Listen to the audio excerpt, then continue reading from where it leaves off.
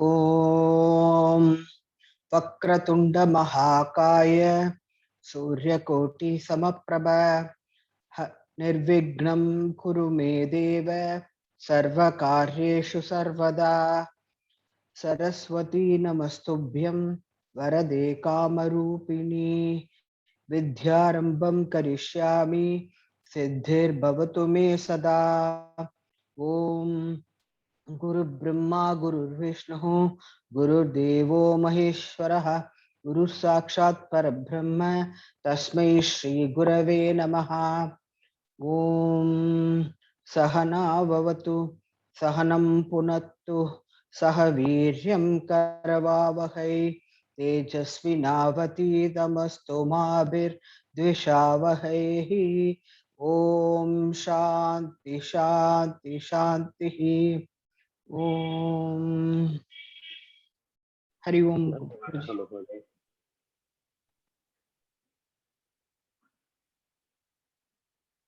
अस्तु, सर्वेषां स्वागतमस्ति।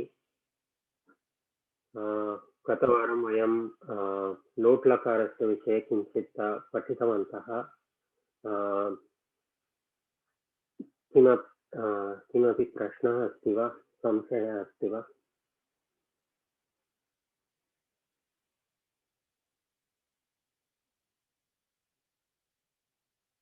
न वा? अस्तु, गृहकार्यस्य विषये किमपि प्रश्नः अस्ति वा?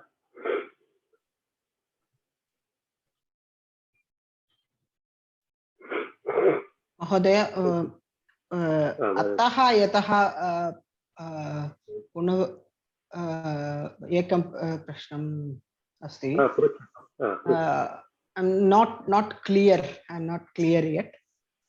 I have done the homework, but yataha only the yataha only I'm not clear. Okay. कोऽपि वक्तुम् इच्छति वा? यतः किमस्ति, कथं तस्य उपयोगं करणीयम् इति कोऽपि वक्तुम् इच्छति वा? Anybody wants to try? अतः यतः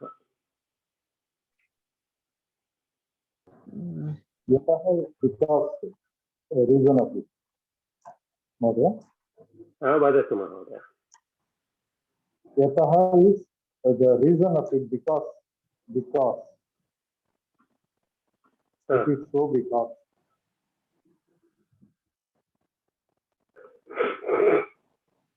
एवं वा? Oh, sorry. What I understood, can I tell you, Mahoday? वदतु. Okay. I thought I am doing this because of that. Maybe you said cause and effect is ataha, effect and cause is yataha. Because when you take a sentence like this is done because of this is yataha. There the yataha comes. This is happening, so this has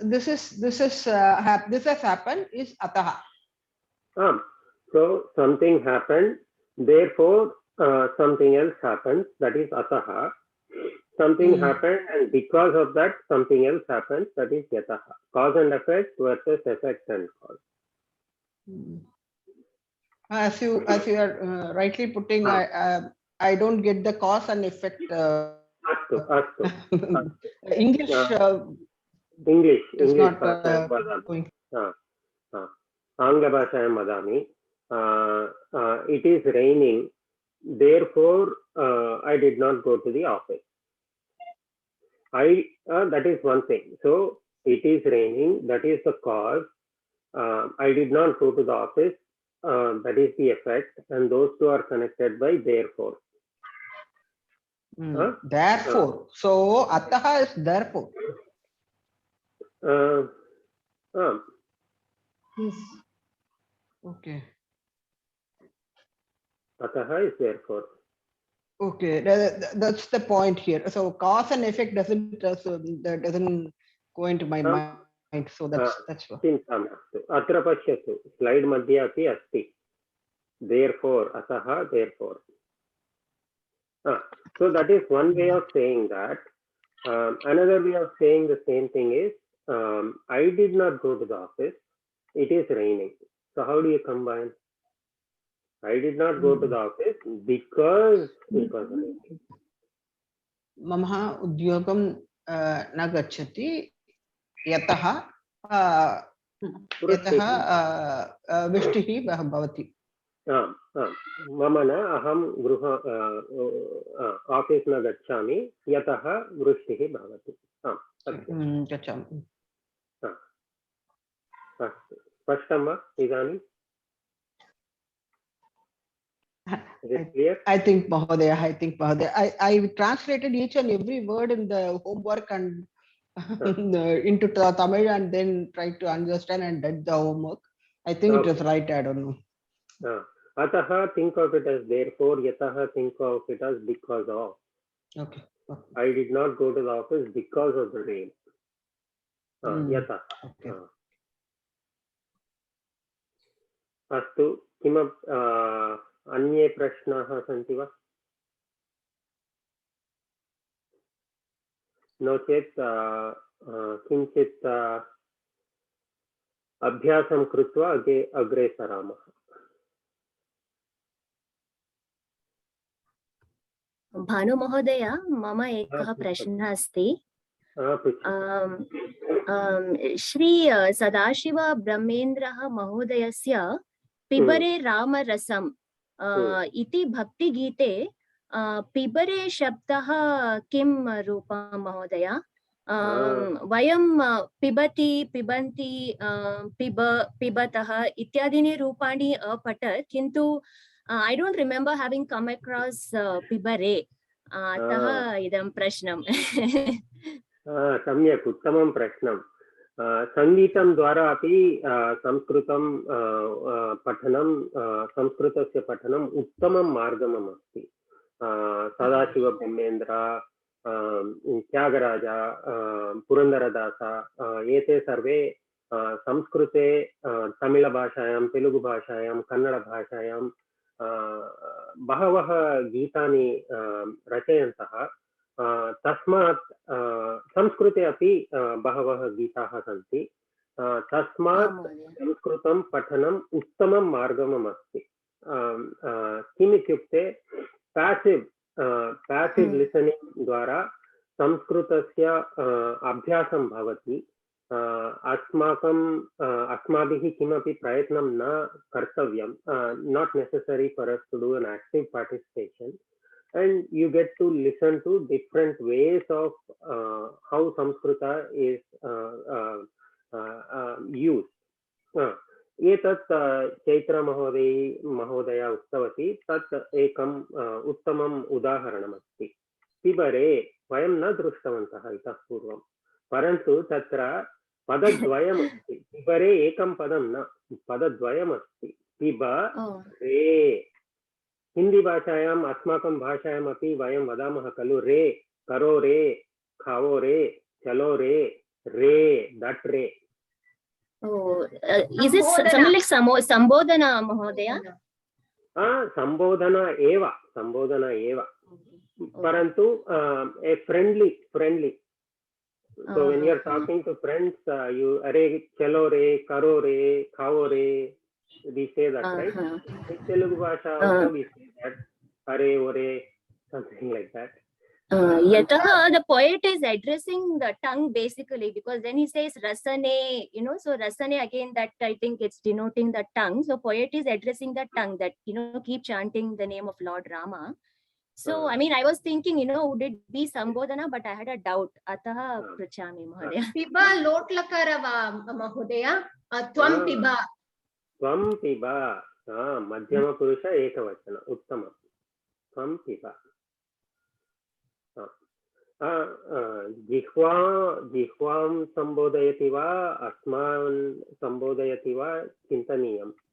Whether he's addressing the tongue or us, we have to think. I always thought that he was addressing us.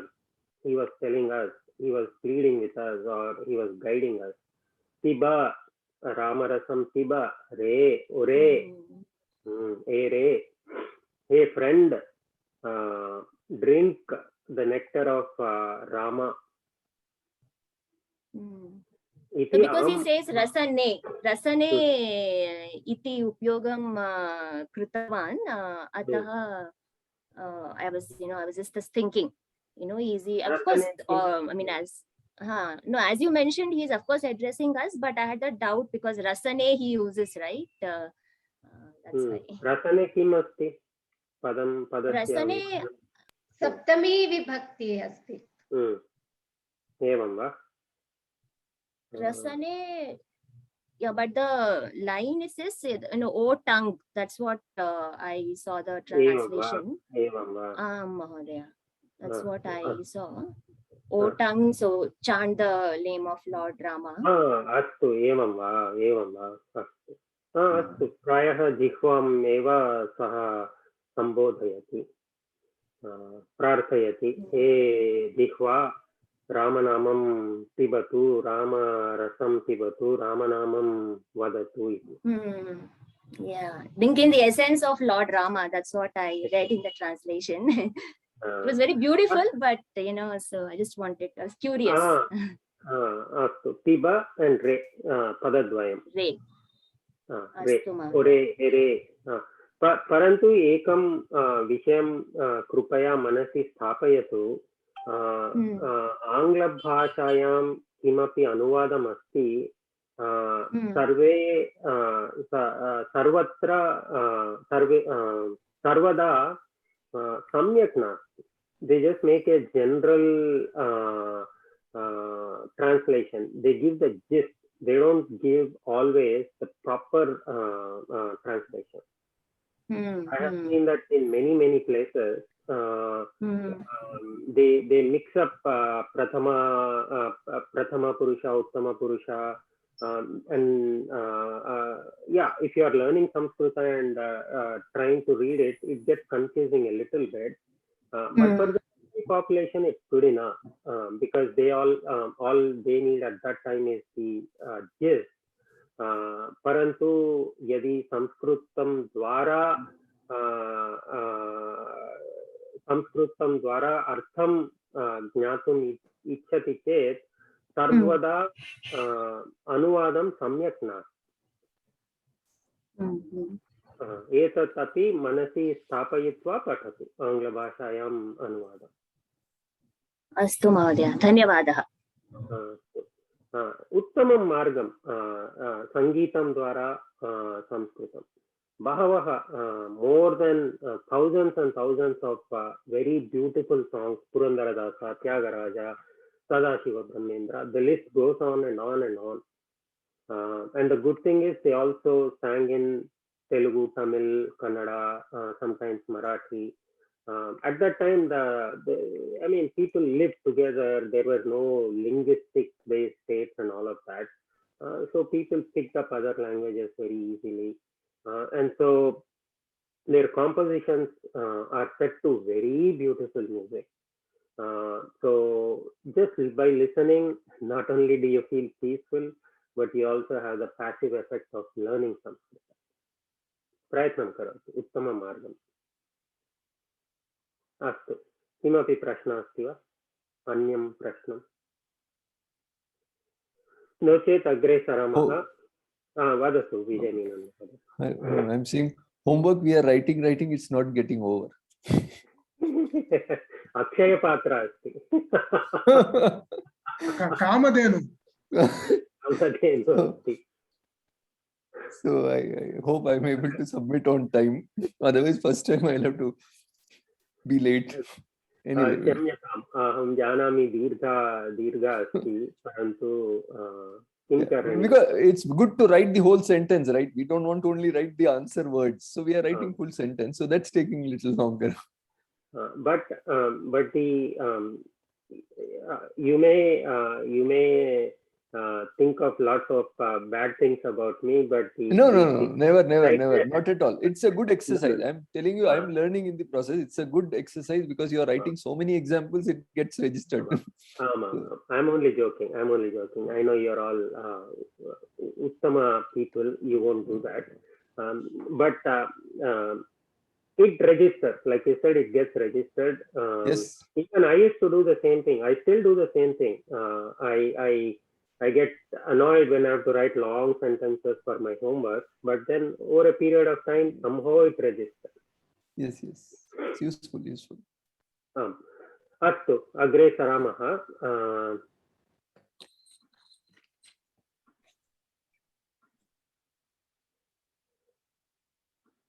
गतकक्षायां वयं लोट्लकारस्य विषये किञ्चित् पठितवन्तः। लोट्लकारः इत्युक्ते किम्? आज्ञाप्रार्थना. Kavita Mahoday had some question.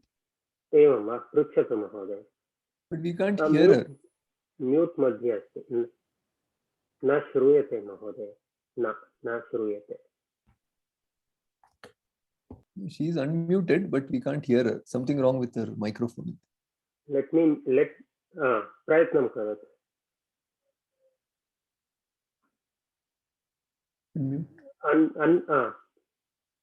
न महोदय. Can you log out and log back in? एकवारं बहिः गत्वा प्रयत्नं करोतु. Log out and log back in. Manjula Mahoday, pruchhatu. No, I thought that she can increase the volume. Once I had the same problem long time. Volume increase karotu.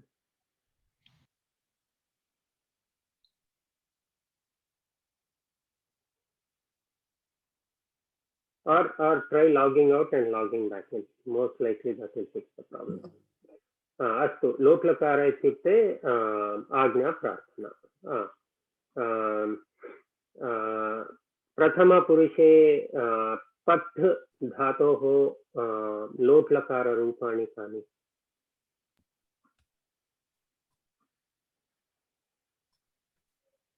पठतु पठतां पठन्तु. पठतु पठतां पठन्तु. एकवचन, द्विवचन, बहुवचन. मध्यम पुरुषे not Iraj Mahoday, somebody else try. Patha patatam patata. Patha patatam patata. Uttamam. Uttama purushe kimapi. Somebody else. Kopi.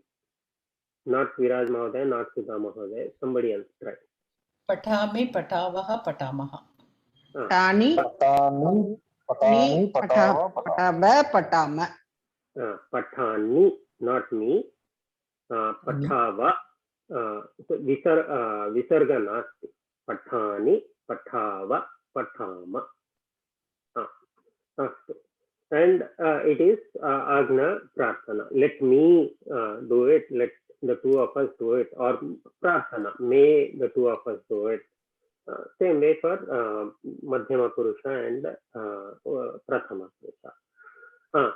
So while talking about Ataha and Yataha, we saw that we are combining two statements together. There, the relationship between the two was cause and effect.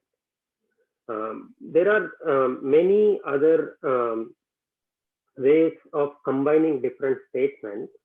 For example, the boy ate food, the boy slept. If I tell the two statements together, Angla Bhashayam, how do we combine the two? Katham yojaniyam. Or And on. Ate and slept. The girl went to the library. She read books. After going to the library, she read the books. Tadapi vaktum shakyate.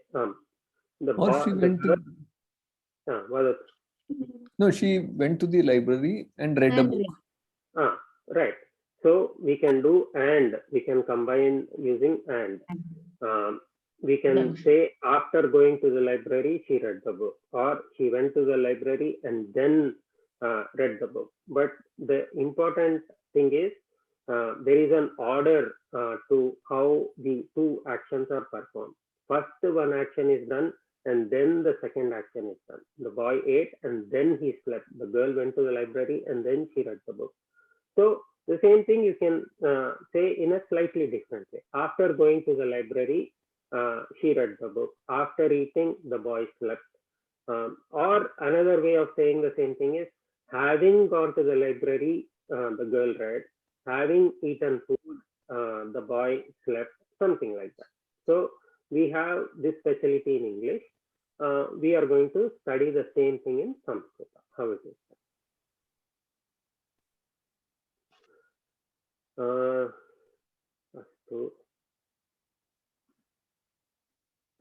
So please open Bhasha Pravesha book to page number 118. We are going to study directly from the book because the chapters on this topic are very simple and the examples are good practice. 118.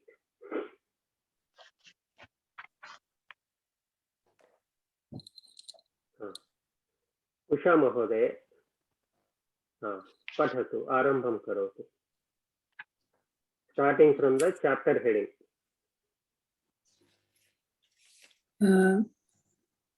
Tava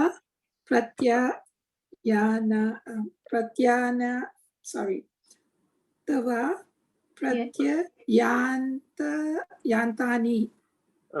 Tava, ek akshanam.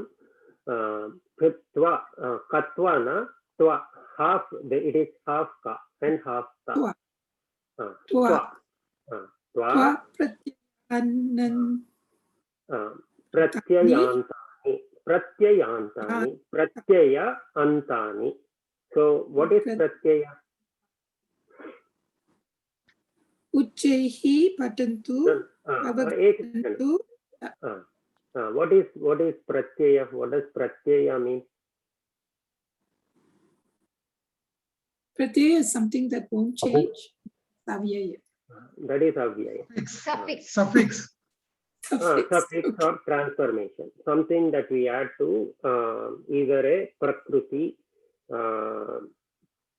pratipadikam or a dhatu.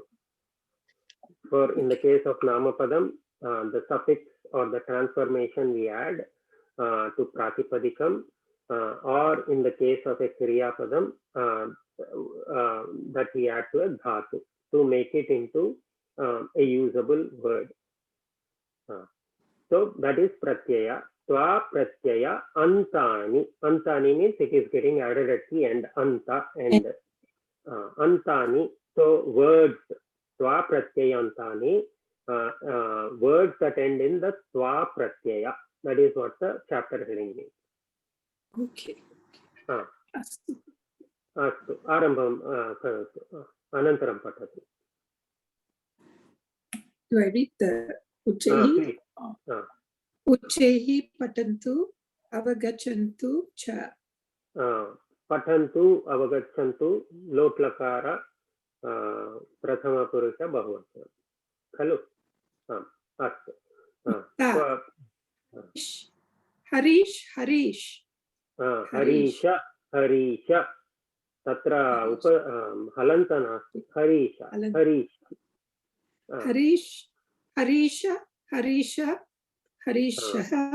Am. Mata. Bhavan kim karoti? Harisha. Aham snanam karomi. Mata. Bhavan shigram snatva agachatu.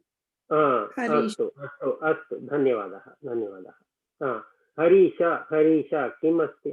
Sambodhanam asti kalu?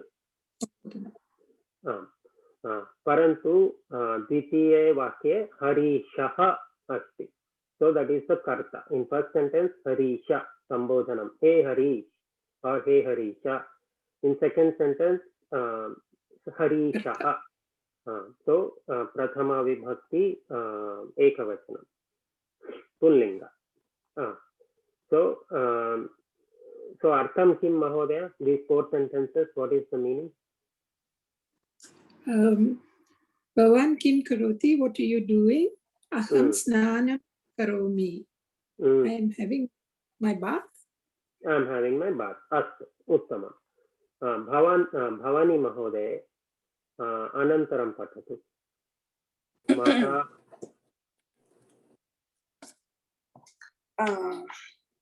माता भवान् शीघ्रं स्नात्वा आगच्छतु. हरीशः. One sentence. Let's do one sentence each. Bhavan शीघ्रं स्नात्वा आगच्छतु. आगच्छतु. So agachatu is what? Return. Samskrite lakara, kim lakara? Lot lakara. Purusha and vachana and all of that. Lot lakara. Uttama purusha. No, I mean pratama purusha. Ekavachana. Ekavachanam. Bhavan asti. Bhavan means you, right? Bhavan you. Parantu bhavan asti you. Kimartham agachatu prathama purushe asti. Shouldn't it be? No. Well, no, it's uttama purusha then. Bhavan shigram snatva agachatu. You, you quickly take a shower and come here. No. Uttama purusha is always about me. Yeah. The speaker. No. Vijay Menon Mahoday, I think he knows the answer. No, I am saying it is prathama purusha only. So when we use bhavan or bhavati, the lot lakara you have to use is prathama purusha. Because bhavan and bhavati, even though they mean you, they are in prathama purusha. Prathama purusha. Yeah. Astu. So mata, what is the mother saying? Bhavan shighram snatva agachatu. You take the shower quickly and come, or finish your bath quickly and come. Finish your bath quickly and then come. Astu. Vijay Menon Mahoday, anantaram patatu. Harishah, kimartham shigram. So he's asking why to come soon, or why to finish quickly. Mata, grihe sharkara nasti. There is no sugar at home.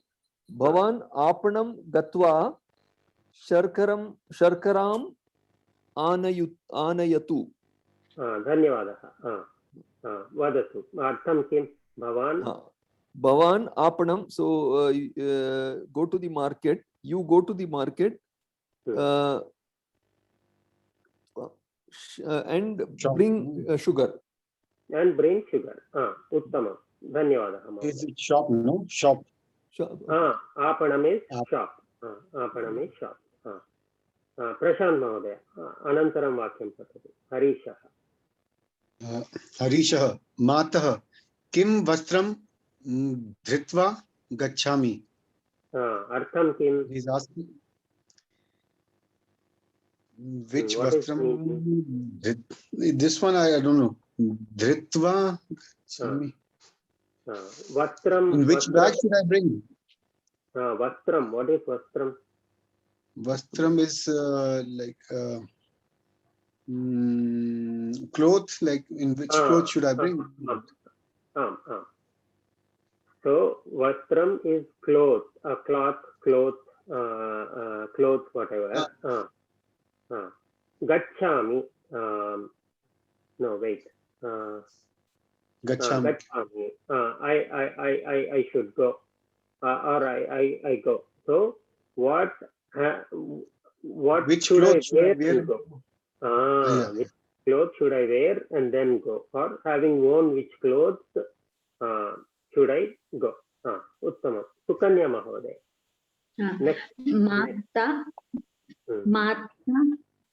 Mata swacham वस्त्रं धरतु, शीघ्रं द्विचक्रिकया गच्छतु.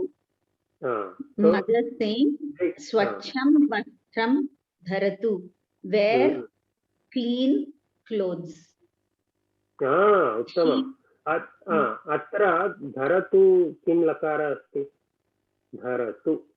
धरतु, धरन्तु, धरतु is पठतु. So it is lot lakaram. Purusha and vachana? Ekavachana. Dharatu is ekavachana. Purusha is prathama purusha. Prathama purusha. So, Shighram dvichakrikaya gachatu. Quickly go in the two-wheeler. Gachatu. In the two-wheeler, what? Shighram dvichakrikaya gachatu. Dvichakrikaya. Is that in the two-wheeler? Is that in the two-wheeler? With the two-wheeler. By the two-wheeler, with the two-wheeler. With the two-wheeler. So what vibhakti is that? It is, I have to go back to by or with, which vibhakti? Pardon, Mahoday? So go by the two-wheeler or go with the two-wheeler with the help of the two-wheeler. So what is the vibhakti? By or with? By. Ma'am, vibhakti nama kim? What is the name of the vibhakti? Which vibhakti is it? No, it is.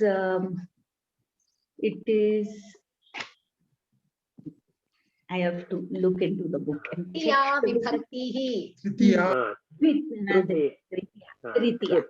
Tritiya ekvachana. I got a little confused.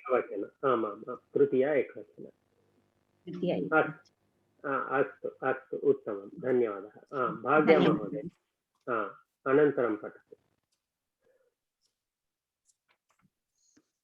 हरीशः द्विचक्रिका सम्यक् नास्ति, अहं धावित्वा गच्छामि. अर्थं किम्? Bicycle is not good. I will run. Davitva gachami. I will run and go. Or I will go by running. Uttamam. Rohini Mahoday. Bhanuvada, like this word samyak is used a lot of times. Like samyak, this here it is dvichakrika samyak nasti, like, and then like in yoga also they use like samyak ahar. What like is it like? Samyak just means well or good or correct. Samyak asti, it is good. The dvichakriya samyak nasti, the cycle is not good, meaning cycle is not well. Something is wrong with the cycle. In that sense, it is good. So samyak just when means you say like samyak ahar, like samyak ahar, eat good food. Samyak aharam, eat good food or food that is well made, something like that. It is not like balanced food, or like it would be good food, or it could be balanced. It depends on the context. The literal meaning is good food. In the context of yoga, it could mean balanced food. Okay. But samyak by itself, the word by itself just means good or well or something like that. So even the word samskrutam means samyak krutam, the one that is made well or refined. So in that case, the word refined makes more sense. Not well or good, it is refined. So samyak krutam samskrutam. That's the meaning of samskrutam. Dhanyavad. Rohini Mahoday, Mata. Sorry, Mahodaya, I'm not able to locate the page. One. No, I don't know how to. I didn't know how to get it from the. So 118. Do you have the textbook, Mahodaya? No, that I've got it in my system. I've got it in my iPad only. So go to page 118. I'm not able to reach it. Okay, न चिन्ता मास्तु. बाला महोदय कृपया पठतु.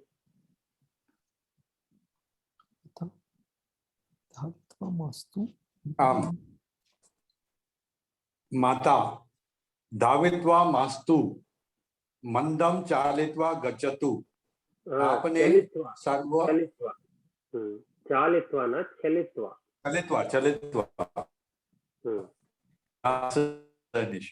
मंदं चलित्वा गच्छतु आप सर्षाप तैलस्य मूल्यम अपि पृष्ट्वा आगच्छतु.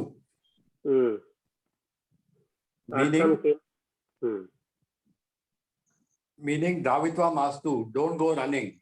Mandam Chalitva Gachatu, go walking slowly. Apane Sarva Sarshapa Tailasya means mustard oil. Mulyam, price. Api also. Prishta, ask. Agachatu, ask the price of the mustard oil also and come. पृष्ट्वा आगच्छतु. उत्तमं महोदय. Don't go running, walk slowly, and then also ask the price of the mustard oil in the shop and then come. उत्तमं. Manjula महोदय अन्तिमं वाक्यं पठतु. हरीशः अस्तु गच्छामि सर्वाणि कार्याणि कृत्वा आगच्छामि. Harisha says, it's all right. Astu is okay. Gachami, I will go. Sarvani, everything. Karyani, all the work. Kritva. After doing all the work, agachami, I will come back. Uttamam. After doing all the work, I will come back. So if you look at all the words, if you look at all, if you look at all the words in think, snatva, gatva, dhrutva, bhavitva, chalitva, prushtva, krutva, they all end in tva, tva, tva. And they all mean having done something or after doing something, do something else. Shighram snatva agachatu. After taking your bath, quickly come, or take your bath quickly and then come. So it is it's implying an order. Do one thing first and then do the other, or having done the first thing, do the second thing. Bhavan apanam gatva sharkaram anayatu. After going to the shop, bring the sugar, or having gone to the shop, bring sugar. Vastram dhrutva gacchami. After wearing the clothes, I will go. Or having worn the clothes, I will go. Same way, dhavitva gacchami. I will run and go. Chalitva gacchatu. Go by running. Walk and then go. Literal meaning is walk and then go. That's how we speak in our languages also, right? If you translate Chalitva gacchatu, walk and then go. That's how we say in mother tongue, in our mother tongues also.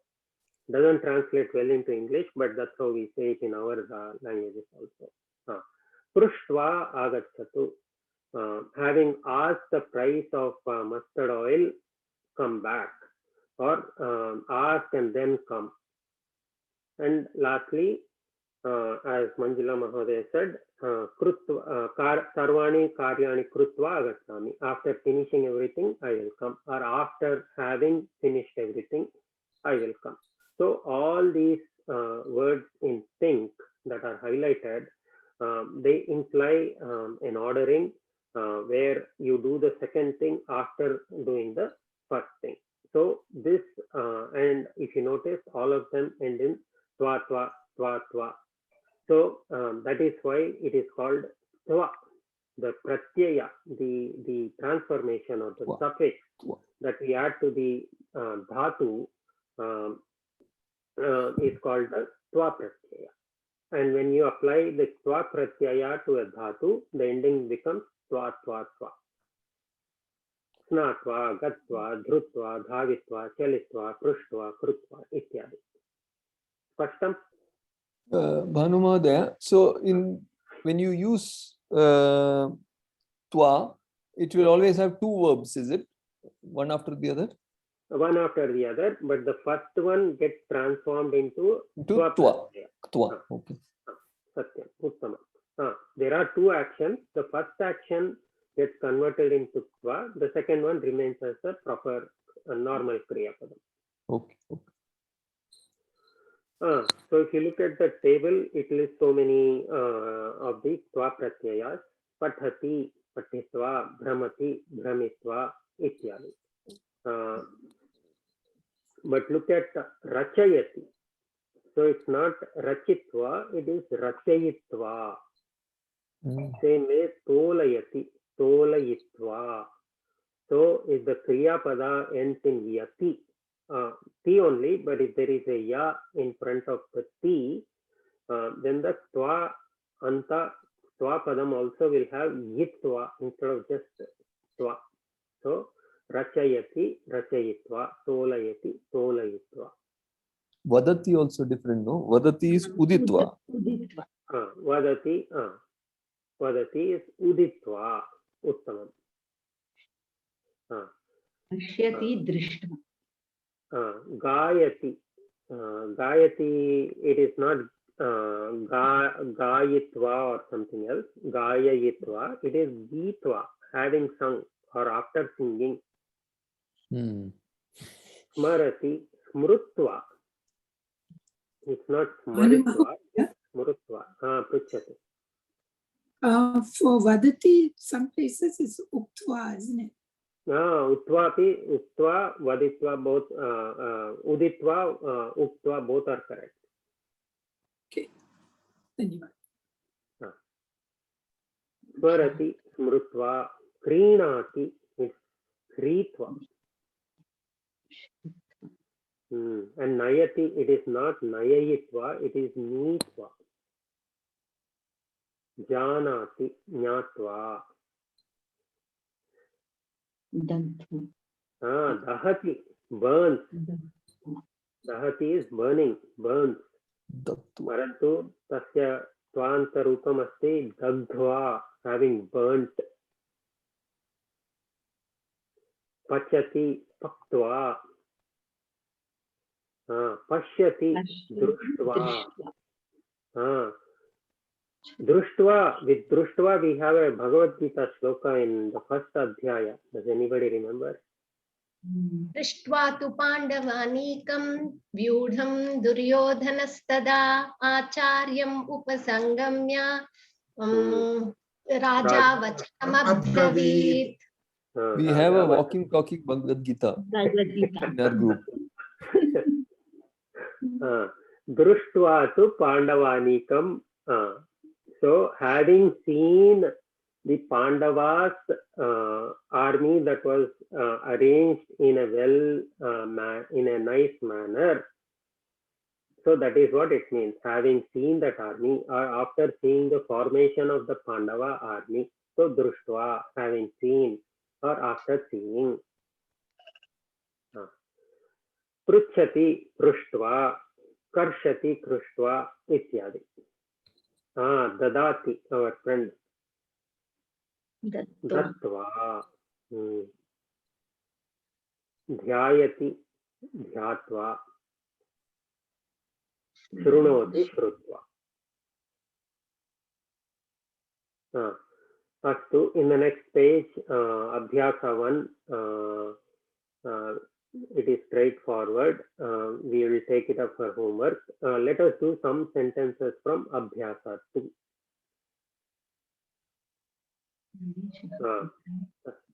Ramesh महोदय आरम्भं करोतु। रमेशः पठनं गच्छति। पठनं गच्छति। रमेशः पठित्वा गच्छति। So here what we have to do is the action is given in the second word, pathanam, smaranam, dhyanam. We have to convert it into the tvarupa. So Rameshaha patitva gacchati. After reading, he goes, or having read, he goes. That is the example. So do the second sentence, Ramesh Mahoday. Balika smaranam likati. Balika smrutva likati. Balika smrutva likhati. Artham kim? Balika, girl, writes by thinking. Smaranam, recollecting. Having recollected, she writes, or after recollecting, she writes. That's how to remember. That's how to remember. Banu Mahodaya? Prichat Mahodaya. No, this form generally looks like some kind of reasoning, like cause thing. Krutva, like Kim. There are two Kriya Padas. One looks like a kind of answer to the next one, kind of. Sometimes we used to answer, right? So you explained in the beginning, having done this kind of, there is a sequence, but it looks more like a logical answer kind of thing. It can be. It's not always. It's not always an answer. So the boy ate and then slept. So there is no cause and effect. So he doesn't sleep because he ate, right? He finished eating and then he slept. So there is no cause and effect. Sometimes it can have cause and effect, but a better way of remembering it is sequencing. Two actions. First word, after having completed the first action, the second action happens. Astu. Bhavan eva karotu. Trutiyam vakyam. Viraj Mahodaya. Third one. Munihi dhyatva vadati. Munihi dhyatva vadati. Artham kim? Muni is kind of saint kind of person. Says after thinking over. After thinking over, he speaks.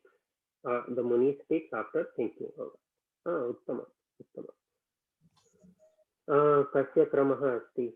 Meera Mahodaya. Mahodaya. सा चिंतनं कार्यं कृतवती. चिंतनम् इत्युक्ते चिन्तयति. सो सा चिन्तयित्वा कार्यं कृतवती. उत्तमम्. अर्थं किम्? What is the meaning?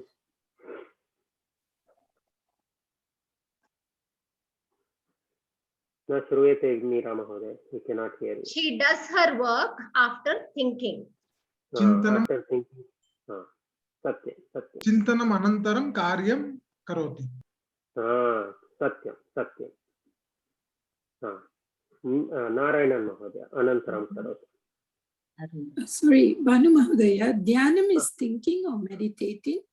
Meditating is a more appropriate word. Sometimes it is or contemplating.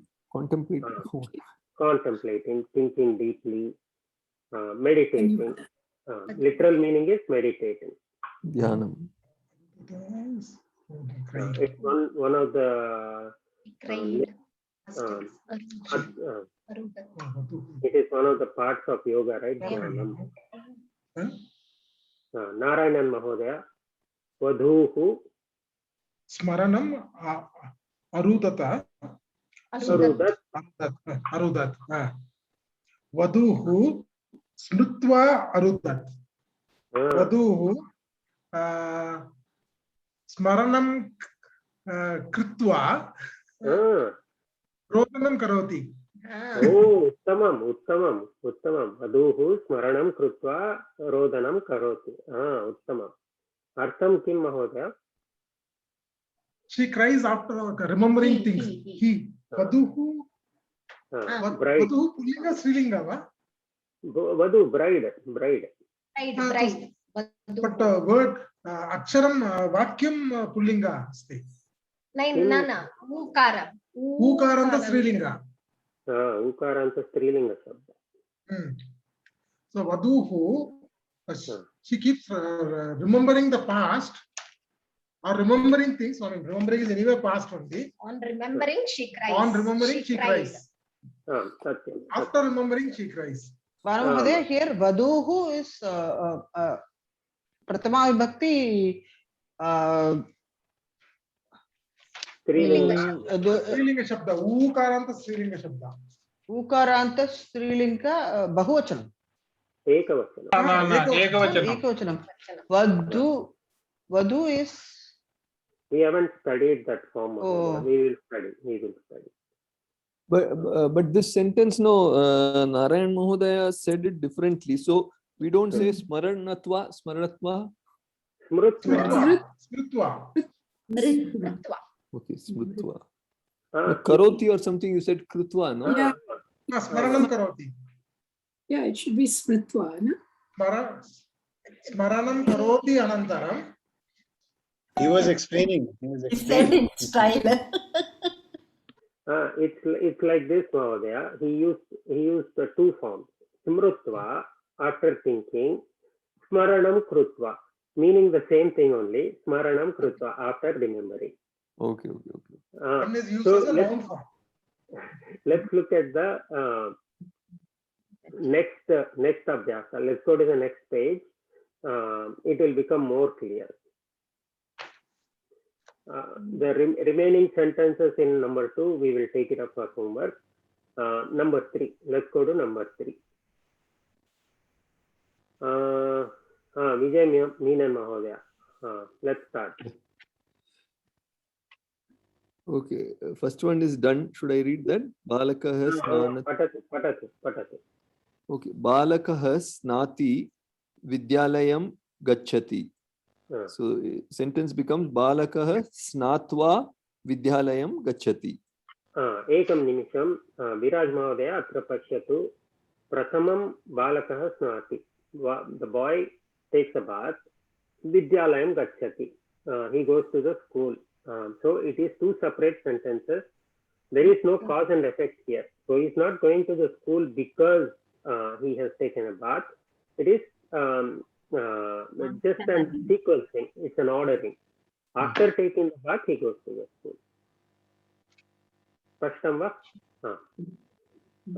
Karotu Vijay Meenan Mahodaya dvitiyam karotu. Shishuhu dugdam pitvan shayanam pitvan shayanam krutvan. So Shishuhu dugdam pitvan. Okay. I don't know what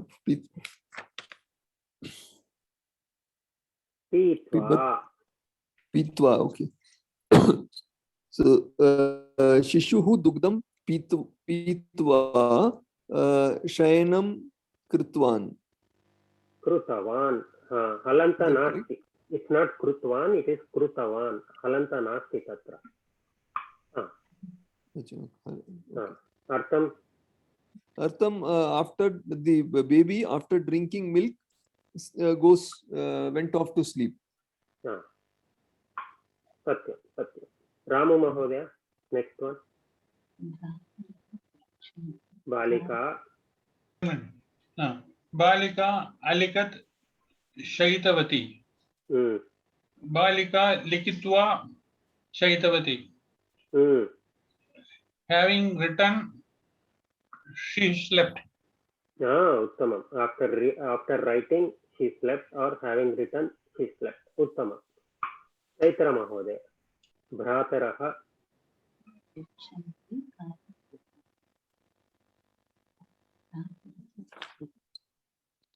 Chaitra महोदय अस्ति वा? आं महोदय, आं महोदय। चतुर्थं वाक्यं। भ्रातरः पृच्छन्ति कार्यं कुर्वन्ति, भ्रातरः पृष्ट्वा कार्यं कुर्वन्ति. The having asked the brothers do the work. Uttamam. After asking or having asked, the brothers do the work. Atra bhrataraha asti. We haven't seen this form.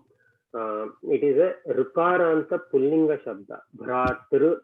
That is the pratipadikam. Bhratru. We will study that very soon. So bhrata, bhrataro, bhrataraha. Ekavachanam, divachanam, bahuvachanam. So bhrataraha is rukaranta pullinga shabda bahuvachanam. Prathama purusha, prathama vibhakti. So brothers, bhrataraha pruchanti. Brothers ask and then do the work. Astu, is this topic clear? Kavita Mahoday, can you try to speak? Just speak it. The problem is fixed. Uttama.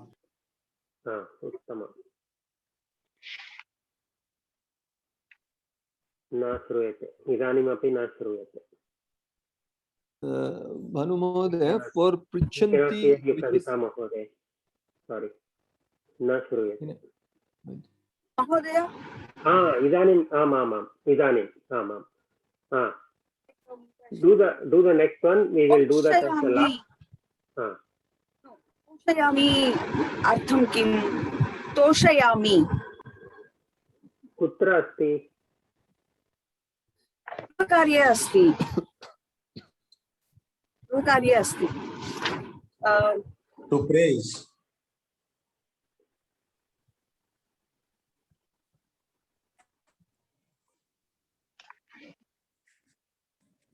To praise, P-R-A-I-S-E. That's my idea.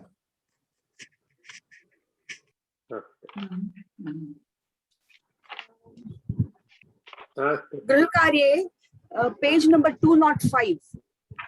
Tatra asti. Seventh one. Aham toshayami. Page number 205. Which one? 7. Aham toshayami. Bala Mahodaya vadati to praise. Okay, I don't remember. If he says it is praised, then it is praised. I'm sure he looked up in the dictionary. Kavita Mahodaya, Anantaram karotu, 5th sentence, and then we will stop. Pita Vastram dharitva karyalayam gachati. Uttama, Uttama. So I think this topic is very clear, right? There is no confusion. Any questions? Dharitva or dhritva Mahoday? Dhrutva, Dhrutva. Did she say Dharitva? Dhrutva. Astu, let us go to page number 123. Mahodaya, one question. Is Ekavachana, Dvivachana, Bahuvachana, everything will be one, this one, right? There is no... Right? Uttamam. So what does it mean? Atra prashyantu, 4th sentence, Bhrataraha Prushtva. It is not another form. We just said Prushtva, even though Bhrataraha is Bahuvachanam. But in the 3rd sentence, Balika Likhitva. Balika is Ekavachana. Likhitva. It is still the same Tva. And Bhrataraha Bahuvachanam Pumlinga. Balika is Strilinga Ekavachanam. Bhrataraha Pumlinga Bahuvachanam. But even there it is Bhrataraha Prushtva. It is not some other form. So if the word is the same for Linga or Vachana. Kalabedam nasti Mahodaya. Kalabedam api nasti. Kalabedaha nasti. No. Okay, if you want to look at it like that. But in the last class we studied if a word, if a padam doesn't change with linga, vachana or vibhakti, what is it called? Shrilingeshu samaha. Avyaya. Avyaya padam. So uttamam, nicely pointed out. So these are all the tva pratyaya rupam, they are all avyaya. So even though it starts out as a kriya padam, pruchhati. So balik bhrataraha pruchanti karyam kurvanti. Pruchanti is latlakara, bahuvachanam. But when you use it as a tva pratyaya, it becomes pruštva. So it transforms from a kriya padam into a avyaya padam. Right? So all the tva pratyaya rupam, they are all avyaya padani. So they are called krudanta avyaya then? Krudanta avyayani? Maybe, I don't know. But I don't know. I have to look it up. But avyaya, so it means whether it is used with pullinga, strilinga, napumsakalinga or ekvachana, regardless of vachana, vibhakti or linga, the form remains the same. It doesn't change. Bhanu Mahodaya, the next one in that same exercise, Bhanu Mahodaya, it is in Uttama Purusha that aham gramam gamishyami brahmishyami. So what will that be, Bhanu Mahodaya? It will be aham gramam gatva brahmishyami. Will it be brahmishyami only, or will it that be? No. Okay.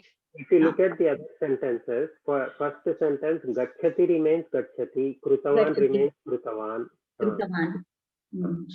So the second kriya padam doesn't change. Only the first kriya padam converts into a tva pratyaya. And for whether it is bhavishyat kala or whether it is bahuvachana, this usage will remain same. Satyam. Okay. That is why it is more useful to think of the pratyayas not as suffix, not as mere suffixes, but as a transformation. Suffix to asti. Suffix is tva, but that doesn't convey what is happening. A kriya padam is not only taking a different suffix, but it is also converting itself into an avyaya pada. So there is a transformation happening. So it is better to think of pratyayas as transformation, not as mere suffixes. Astu, let's go to 124. Bhanu Mahodaya, ekah prashna asti. Actually, in the previous exercise, the second one, the 8th sentence, sadhavaha sthanam and dhyayanti. Shouldn't that be snanam, Mahodaya, instead of sthanam? Think about it and do it for homework. Sadhavaha sthanam dhyayanti. So it's a trick. I think. No, don't say the answer. Let people figure it out. No, sthanam means a place, right? So I had a doubt. Tasya pratipadikam kim asti prathamam. First find out what is the pratipadikam or the dhatu for it. Sthanam is correct there. It is not snanam. Sthanam is correct. Astu Mahodaya, astu. I think I got it. I got it. Dhanyavada. Stapayati, right? Stapayati. It's good food for your brain. Think about it. Tiram sukam asanam. Which one? 8th one. 8th one. Sadhava sthanam. In exercise, Mahodaya. Astu. Let's go to 123. Bhavani Mahodaya, pathatu. Page 120.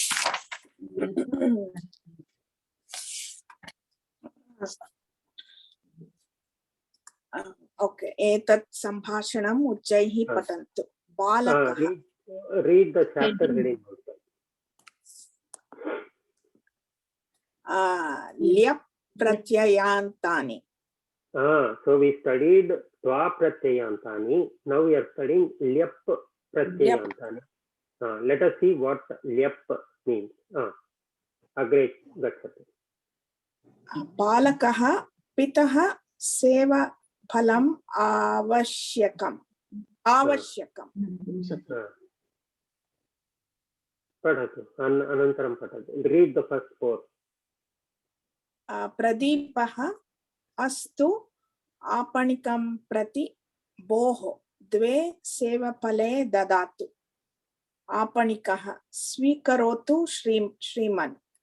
प्रदीपः भोः फलं नष्टम् अस्ति एतत् परिवर्त्य अन्यत् ददातु. आपणिकः ददाति. So what is the meaning? Exchange. सेवफलं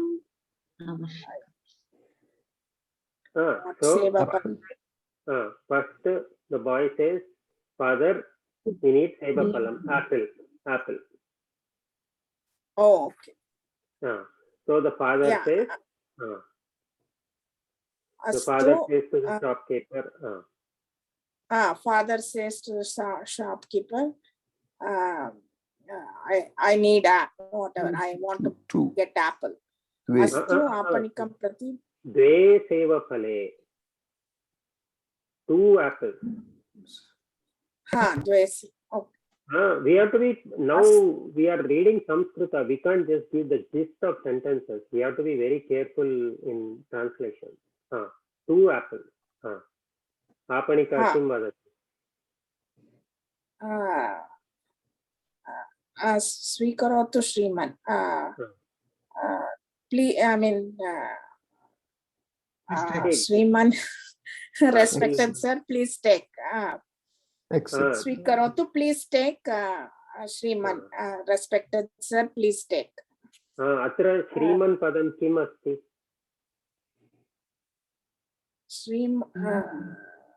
Shriman Sambodhana asti.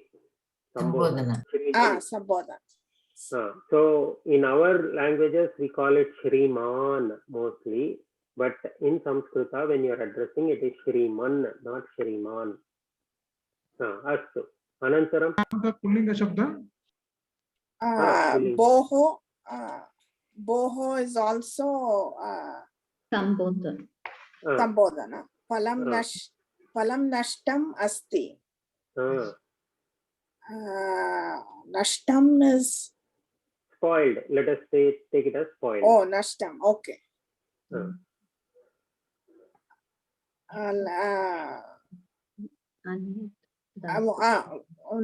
Let the fruit not be spoiled. Etat parivartya anyat dadatu.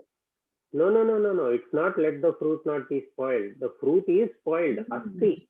The fruit is spoiled. Oh, phalam nashtam asti. Okay, fruit is spoiled. Please, I mean, give me, exchange this for another one. Etat parivartya anyat dadatu. After exchanging it, give me another one. Or having exchanged this, give me another one. Another. Uttamam. Usha Mahode, next 2 sentences. Aham balakaha aham palam khadani kim. Pradeepaha khadatu kintu prakshalaya khadatu. Prakshalya. La is half. Prakshalya. Prakshalya khadatu. Prataha uthaya dantadavanam akarot va. Akarot va. Akarot va. No. 2 sentences are good. Meaning. Oh, 2. First one. Aham palam khadani kim. Khadani. Khadani. What? Khadani is okay. It is the lot lakara or Uttama Purusha. So aham ekavachana. So aham palam kadani kim. Meaning? What fruit can I have? What fruit can I eat? No, lotlakara. Oh, okay, I see. Kim. Okay. Kim. Another meaning of kim is va. Same as va. Oh, wow. Aham khadani va. Aham khadani va. What does it mean? Can I eat the fruit?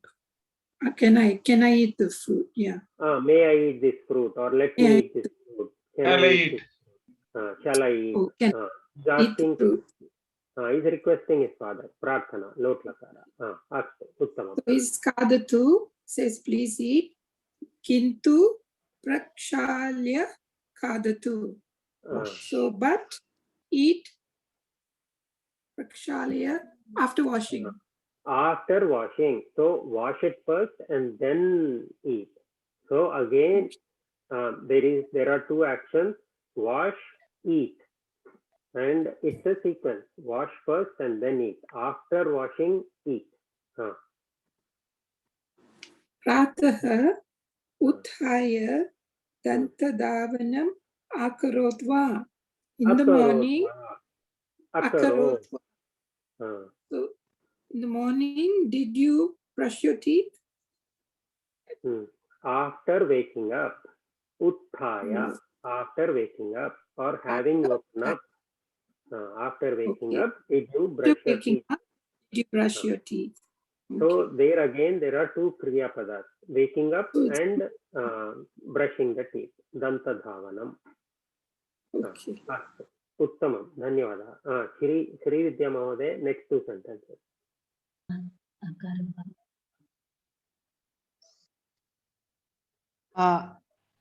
Pradeepah.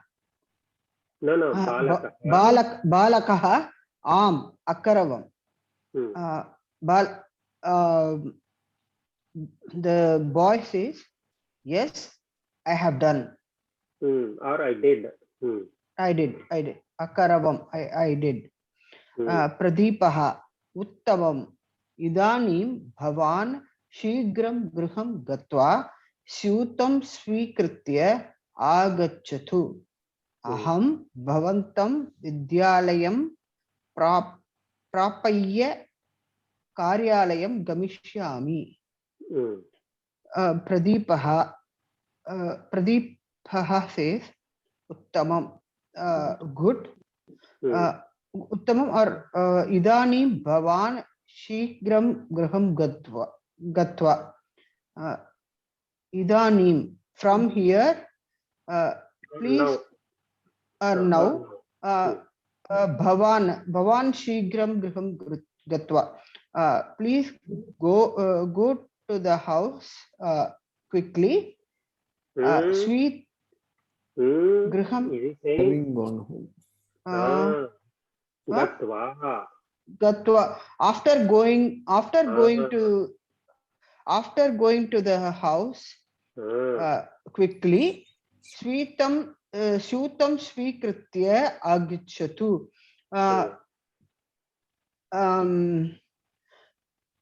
Bring the bag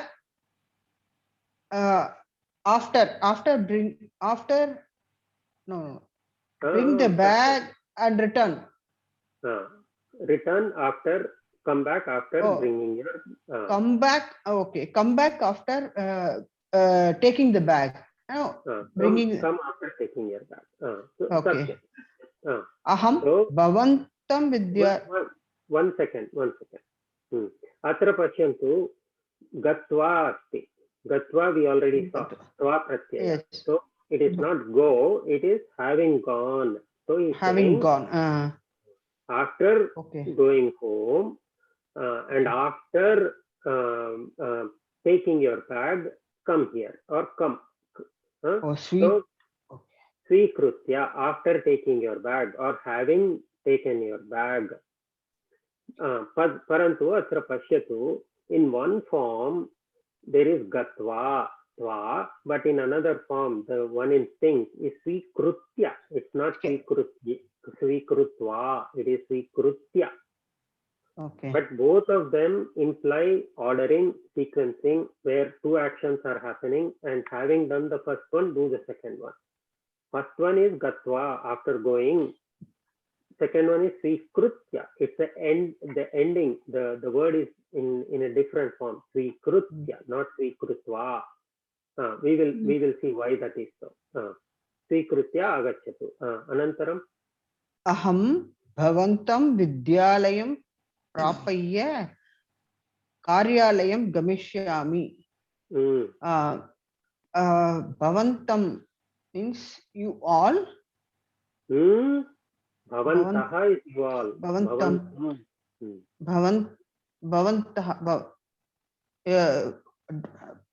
Prapayya Vidyalayam, the school. Prapayya is I don't know. Having dropped you off or having reached. Okay. Having taken. After dropping you in the school, I am going to the office.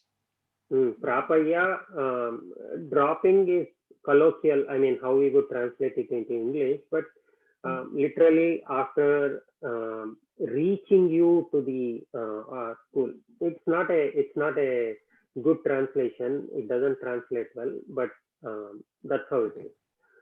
In Hindi, we will say, right, pahuncha ke, school mein pahuncha ke, main office jaunga. That's how we would say. I don't know how to translate that into English. So, bhavantam is a karma pada. You. Karma pada. It's not ekavachana karma pada.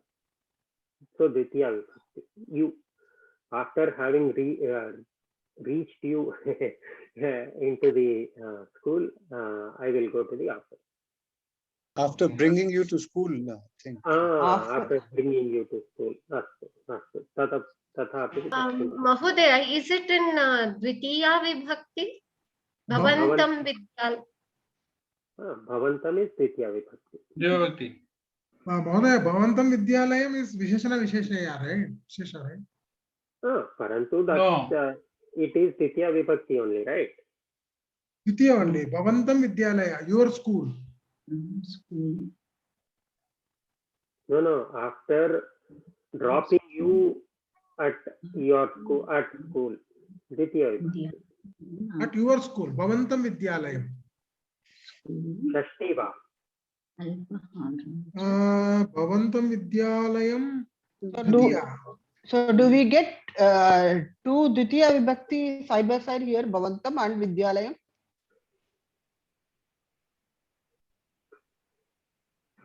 Atra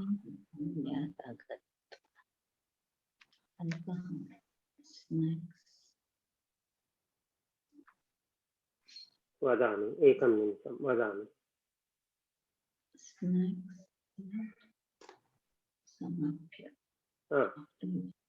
So your school, if you want to say, it would be bhavataha, right? Bhavataha nama kim. What is your name?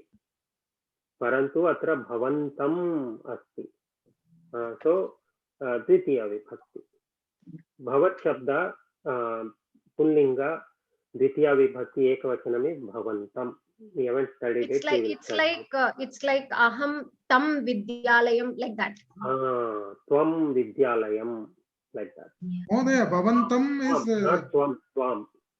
Bhavantam is not Shashti Vibhakti, not your school. I will drop you at school.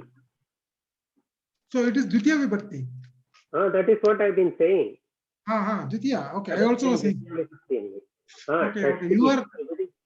If it is your. Vadat. Your school as an object, as a karma pada.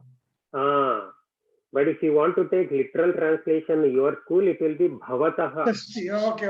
I was actually meaning it as karma pada. I think they are both saying the same thing. Dvitiya Vibhakti Ekavachanam. Astu. Sudha Mahodaya. Next two sentences. Balakah Syutam Svikritya Agachati. The boy takes his bag and comes. Pradeep Putra Madhyahne Vidyalayat Agatya Alpaharam cha Samapya Ekagantam Yavat Upavishya Patatu. Putra, son. This is Sambodhana. Madhyane, afternoon. Vidyalayat. Vidyalayat is Panchami Vibhakti. Madhyane is not afternoon, in the afternoon. In the afternoon. In the afternoon. Vidyalayat. From the Vidyalayam, Agatya. Once you come back, Alpaharam cha Samapya. And having eaten your snacks. Samapya. Samapya Eka Gantam Yavat Upavishya Patatu. For 1 hour, you sit and read. Patatu. Eka Ghantam Yavat. Yavat means for the duration of, or for the entire duration of 1 hour. Yavat. Yavat Tavat. We will study Yavat Tavat. So, in the afternoon, after coming back from school and after eating your alpaharam, snack, small meal, whatever, Eka Ghantam Yavat Upavishya Patatu. Having sat or having being in a seated position. Eka Ghantam Patatu. So come back after coming back from school and after finishing a snack. Read, sit, after sitting, read for 1 hour. Last one. Balakaha Astu Tadaiva Karishyami. Astu, okay. Tadaiva, I shall do all that. Tathaiva, Tatha Eva. Like that only. That only I will do. Like that only I will do. Astu. Atra Avadheyam asti. Avadheyam pashyantu. When it is Gachati, so as I pointed out, all of these are taking the form of ya, parivartya, prakshalya, utthaya, svikrutya, prapaya, agatya, samapya, upavishya. Whereas in the previous thing we saw tva ending. So now if you look at Avadheyam, it will explain why. When it is Gachati, the ending is Gatva, the transformation is Gatva, Parantu, when it is Agachati, means review. Avadheyam. Avadheyam, Mahodaya. Avadheyam. Avadheyam means review. Attention. Recap. Attention. Okay. When it is Gachati, it is Gatva, Parantu, when it is Agachati, it is not Agatva, but Agatya. Nayati, Neetva, Parantu, Anayati asti chet, Aniya. The ending is Ya, Gruhnati, Gruhitva, Parantu, Sangruhnati, it's not Sangruhnitva, it is Sangruhya. Smarati smrutva, vismarati vismrutya, tyajati tyaktva, parityajati parityajya, gacchati gatva, avagacchati avagatya. So does anybody see a pattern here? Upasargas, all upasargas takes the Uttama.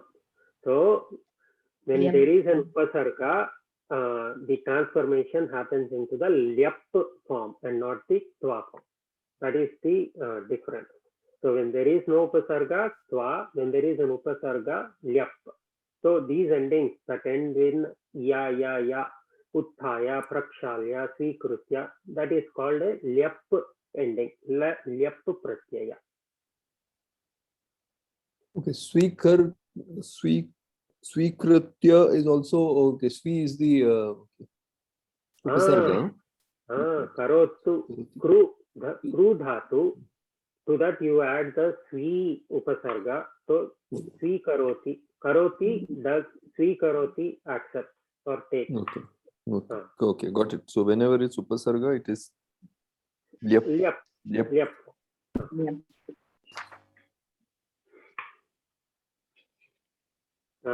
So that is what they explain in the sentence also. Dhatuhu yadi upasarga sahitah bhavati tarhi tva pratyayasya sthane lyap pratyayah bhavati agatya vismrutya aniya ityadini lyap pratyayantani avyayani.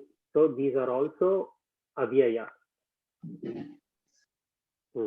So balika gruham agatya dugdham pibati. Balakaha gruham agatya dugdham pibati. So whether it is balakaha or balika, they drink milk after coming home. Or balakaha gruham agatya dugdham pibanti. The boys after coming home, they drink milk.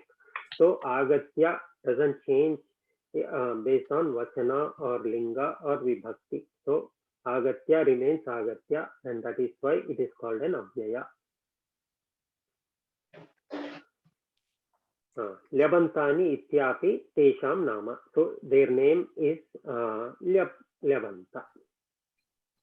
And if you go to the next page, they list out everything in a table or many of the common ones. Gachati, gatva, nayati, nitva, karoti, krutva.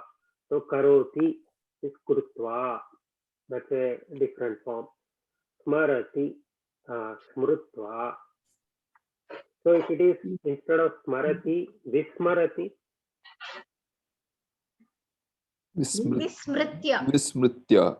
Lebantam. Vismritya. Vismritya. Satyam. Vismritya. Likhati, likhitva.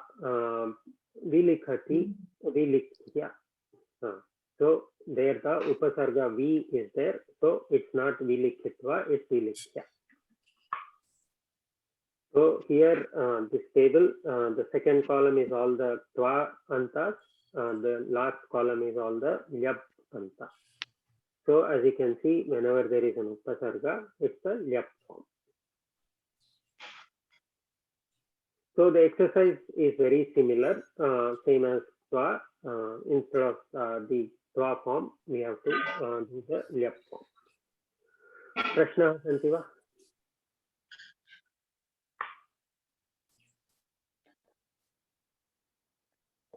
Is this clear?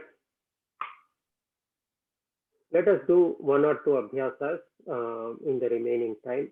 Let's go to page 125. Chalayati.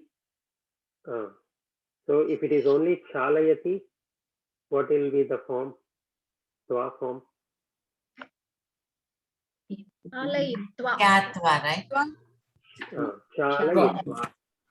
Chalayitva. Parantu upasarga pra asti, so prakshalya. Bhagya Mahoday. Agachati.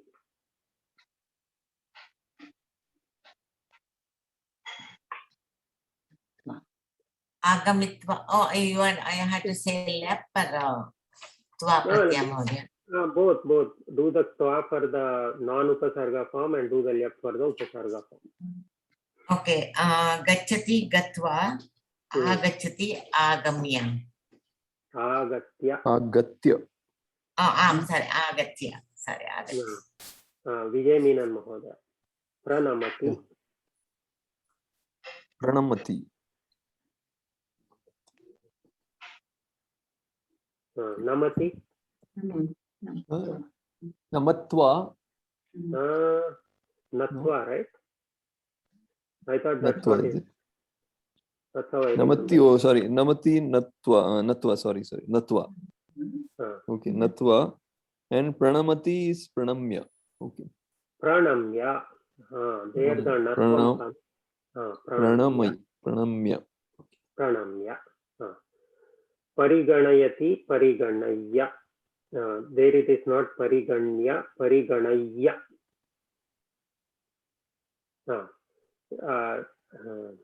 Chaitra Mahoday. Viganayati. Viganayati. Ganayati. Ganitva. Ganayitva va Ganitva va? Ganayitva. Viganayati. विगणय्य विगणय्य विगणय्य विगणय्य like that. Nirgachati, nirgamya. Like that, we have to do the other things. Let us take those up for homework. Prashnaha santi va? Is this clear? Is this topic clear? So whenever there is a sequence, we have to use the tva form, but when the dhatu has an upasarga, it will take the yap form. Bhanumadaya, where do we use this double ya? That is very tricky now. Tricky. So at this point, we just have to remember. Okay. The rules are a little complicated. Where to use double ya? Yati ending wa, madam? Yati ending is Yati ending, okay.